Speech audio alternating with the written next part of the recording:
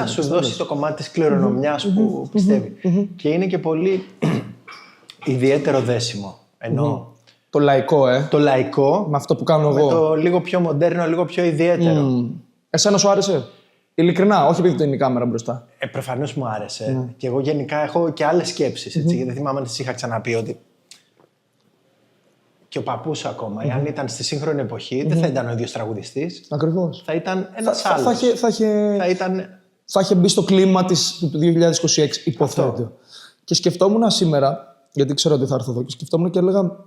Βασικά έβλεπα στο TikTok κάτι που είχαν ανεβάσει και μου γράφουν από κάτω, φίλε. Και γράφουν όλοι.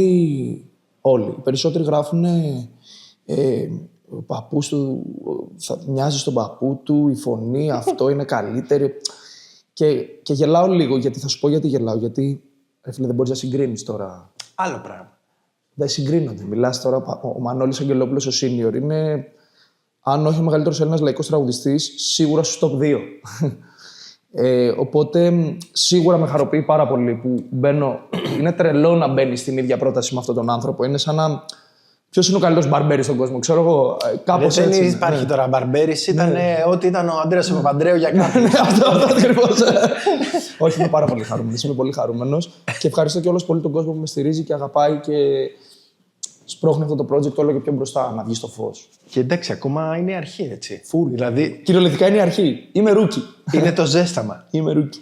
Αν έπρεπε να περιγράψεις το δίσκο σου με 3 λέξεις, ποιες θα ήταν αυτές? Πληγές. Αλήθεια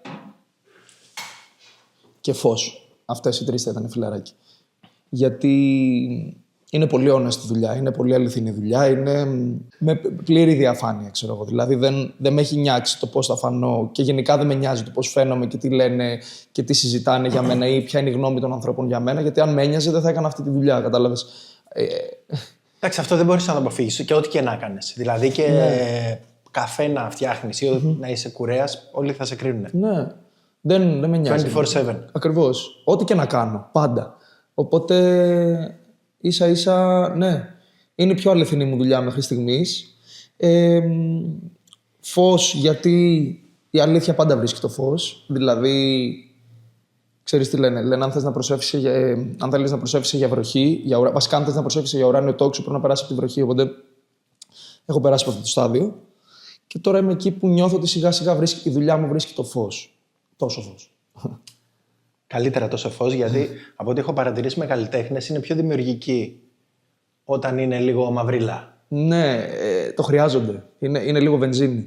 Όπως εσύ, όταν σου έρχεται ένας πελάτης με κατσικίσιο μαλλί και σου λέει «Brother, κάνω ό,τι γουστάρεις». Ρε μπρο, θα κάνεις ό,τι γουστάρεις, έχεις μαλλί να δουλέψεις. Έτσι και εγώ έχω συναισθήματα να επεξεργαστώ και να εκμεταλλευτώ.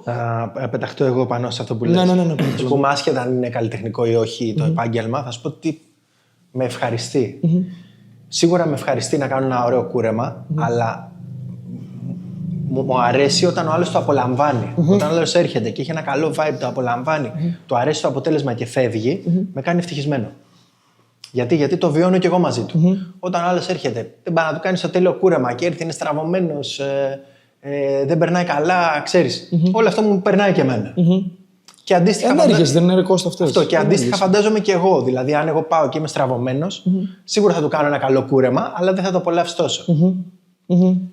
Συμφωνώ. Και γι' αυτό έρχομαι 10 χρόνια εδώ πέρα. Γιατί δεν είναι μόνο το κούρεμα, ρε φίλε. Γιατί έχουμε κάνει και τρέλες από παλιά, κάνουμε τρέλες. Σε βάζω και μου κάνεις περίεργα πράγματα. Αλλά δεν είναι αυτό. Είναι η ενέργεια. Είναι ότι έρχομαι κάπου, βρίσκω ένα γνώριμο πρόσωπο, μια θετική ενέργεια, συζητάμε, κάνουμε, ράνουμε. Καμιά φορά μου κερνάει και κανένα κούρεμα, παιδιά, να σα το πω γι' αυτό. Κυρίως είναι για όλο το άλλο. Κάτσε κάτω, μαλάκα, να στα πω. Ναι, όντως. Γιατί ο Κομωτής είναι και ψυχολόγος. Και δίνει και καλές συμβουλές ο Κώστας, παιδιά, ξέρετε. Ναι, όχι. Είναι πολύ σημαντικό αυτό που λες. Γενικά η ανταλλαγή ενεργειών είναι πολύ σημαντικές. Πολύ σημαντικές και παίζουν, πιστεύω, το μεγαλύτερο ρόλο στη ζωή μας. Το ποιους έχεις δίπλα σου και το τι ενέργειες θες να τι ενέργειες λαμβάνεις, ρε παιδί μου. Σίγουρα, ρε. Εννοείται. Μιας και λέμε για ενέργειες, μέχρι τώρα, ποια είναι η πιο δύσκολη στιγμή που έχεις αντιμετωπίσει? Πολλές, brother, έχω πολλές.